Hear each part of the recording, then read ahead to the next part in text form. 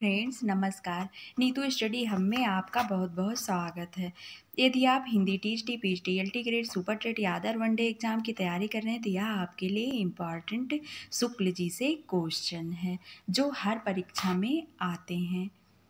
जैसे कि आपको पता है कि हमारी सीरीज शुक्ल जी के कथन से चल रही है। आज उसका 5वां भाग है। प्लीज़ फ्रेंड वीडियो को लाइक शेयर सब्सक्राइब कीजिएगा। आइए देखते हैं।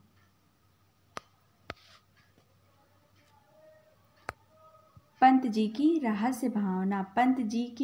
रहस्य भावना स्वाभाविक है, सांप्रदायिक नहीं। ऐसी रहस्य भावना इस रहस्यमय जगत के नाना रूपों को देख प्रत्येक सहृदय व्यक्ति के मन में कभी कभी उठा करती है। गुंजन में भी पंत जी की रहस्य भावना अधिकतर स्वाभाविक पद पर पाई जाती है।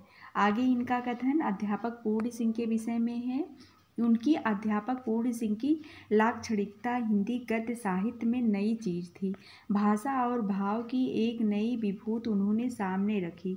वक्तृत्व कला का ओज एवं प्रवाह तथा चित्रात्मकता व मूर्तिमत्ता इनकी पूर्ण सिंह ने हिंदी निबंध कला के विकास में महत्वपूर्ण भूमिका निभाई है। फिर से देख लेते हैं। वक्तृत्व कला की ओज एवं प्रवाह तथा चित्रात्मकता व मूर्तिमत्ता इनकी शैली के दो विशिष्ट गुण हैं। संक्षेप में अति अल्प मात्रा में निबंधों का लेखन करते हुए भी अध्यापक पूर्ण सिंह ने हिंदी निबंध कला के विकास में महत्वपूर्ण भूमिका निभाई है। आचार्य रामचंद्र शुक्ल पर विद्वानों के विचार देखते हैं।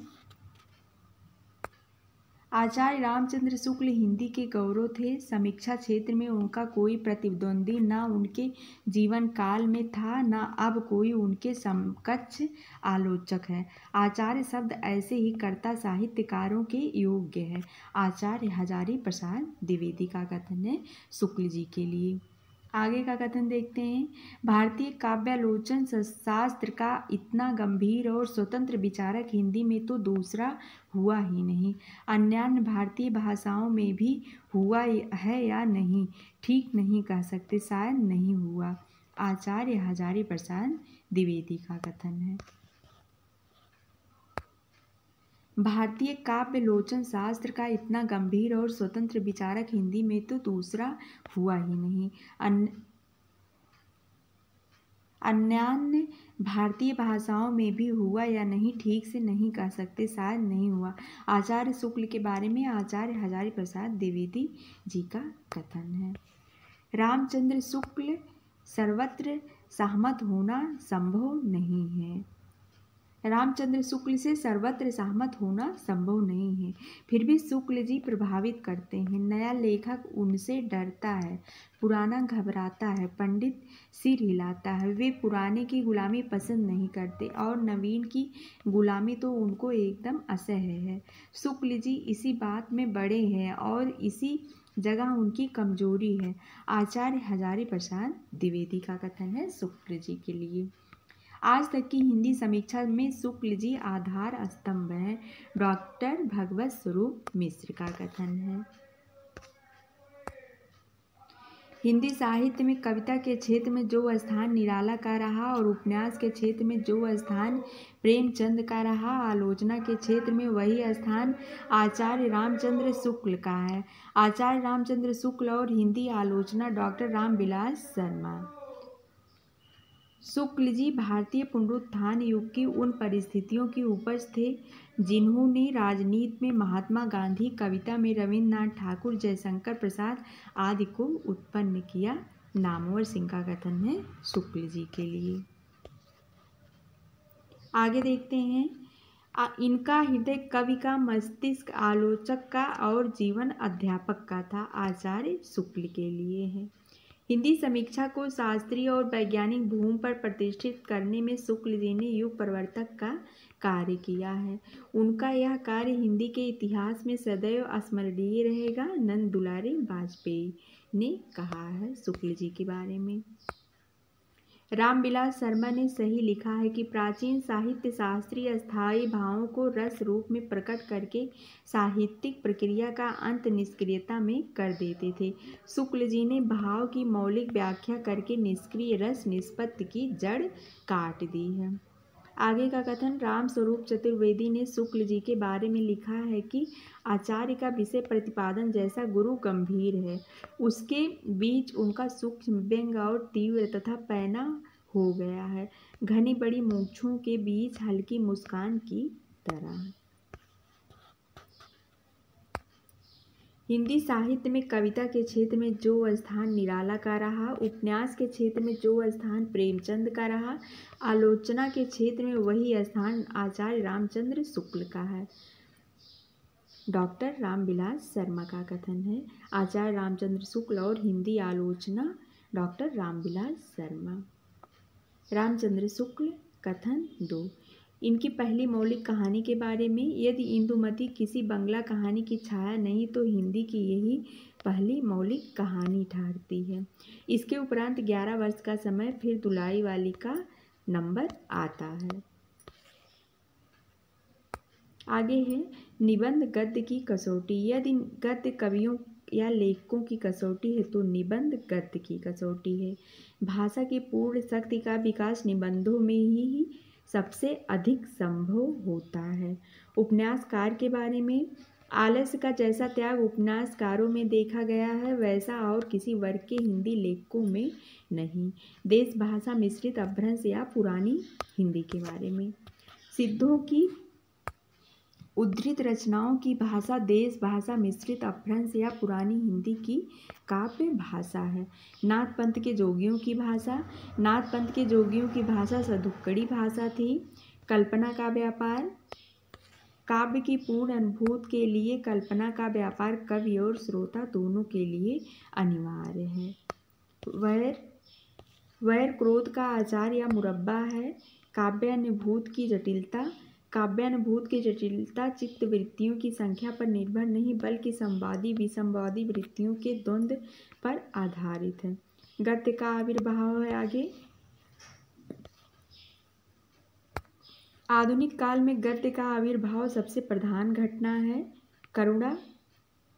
करुणा दुखात्मक वर्ग में आने वाला मनोविकार है।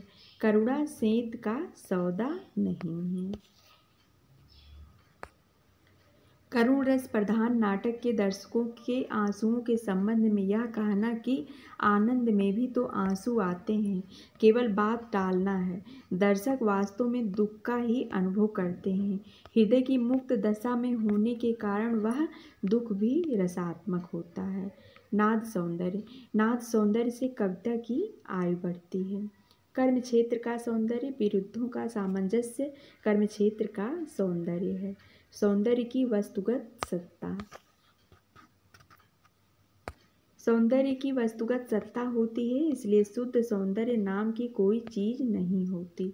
धर्म की धाराएं, धर्म का प्रवाह कर्म ज्ञान और भक्ति इन 3 धाराओं में चलता है। इन तीनों के सामंजस्य से धर्म अपनी पूर्ण सजीव दशा में रहती है। किसी एक के भी अभाव से वह विकलांग रहता है। आगे है अपभ्रंश के बारे में। अपभ्रंश जब तक भाषा बोलचाल में थी तब तक वह भाषा या देश भाषा ही कहलाती रही। जब वह भी साहित्य की भाषा हो गई तब उसके लिए अपभ्रंश शब्द का व्यवहार होने लगा। आगे है बीसलदेव रासो। बीसलदेव रासो के बारे में आचार्य शुक्ल ने कहा है कि भाषा की परीक्षा करके देखते हैं तो वह साहित्यिक नहीं है, राजस्थानी है। बीसलदेव रासो के बारे में आचार्य शुक्ल ने कहा कि यह घटनाक्रम काव्य नहीं है, वर्णनात्मक है। बीसलदेव रासो में आए 1272 का स्पष्ट अर्थ 1212 है। वीर गीत के रूप में हम सबसे पुरानी पुस्तक वीर गीत के रूप में हमें सबसे पुरानी पुस्तक बीसलदेव रासो मिलती है। आगे का कथन देखते हैं। बीसलदेव रासो में काव्य के अर्थ में रसायन शब्द बार बार आया है, अतः हमारी समझ में इसी रसायन शब्द से होते होते रासो हो गया। कृष्ण भक्त कवियों के लिए है। इन भक्तों का हमारे साहित्य पर बड़ा भारी उपकार है। आदिकाल की काल सीमा के बारे में है। हिंदी साहित्य का आदिकाल संवत 1050 से संवत 1375 तक अर्थात महाराजा भोज के समय से लेकर हमीर देव के समय के कुछ पीछे तक माना जा सकता है। मोटे हिसाब से वीर गाथा काल महाराज हमीर की समय तक ही समझना चाहिए। आदिकाल के नामकरण का आधार इन कालों की रचनाओं की विशेष प्रवृत्ति का अनुसार उनका नामकरण भी किया गया है। डिंगल है आगे। डिंगल अपभ्रंश के योग से शुद्ध राजस्थानी भाषा का जो साहित्यिक रूप था वह डिंगल कहलाता था। हिंदी कविता की नई धारा का प्रवर्तक इन्हीं को विशेषता श्री मैथिली शरण गुप्त और श्री मुकुटधर पांडे को समझना चाहिए। आगे है छायावाद। असीम और अज्ञात प्रियतम के प्रति अत्यंत चित्रमय भाषा में अनेक प्रकार की प्रेमोद्गार तक ही काव्य की गतिविधि प्रायः बंध गई।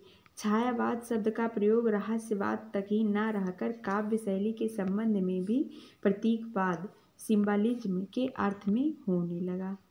उसका छायावाद का प्रधान लक्ष्य काव्य शैली की ओर था, वस्तु विधान की ओर नहीं। अर्थभूम या वस्तुभूम का तो उसके भीतर बहुत संकोच हो गया। फ्रेंड्स, आज के लिए बस इतना ही। मिलते हैं अगले वीडियो में। धन्यवाद।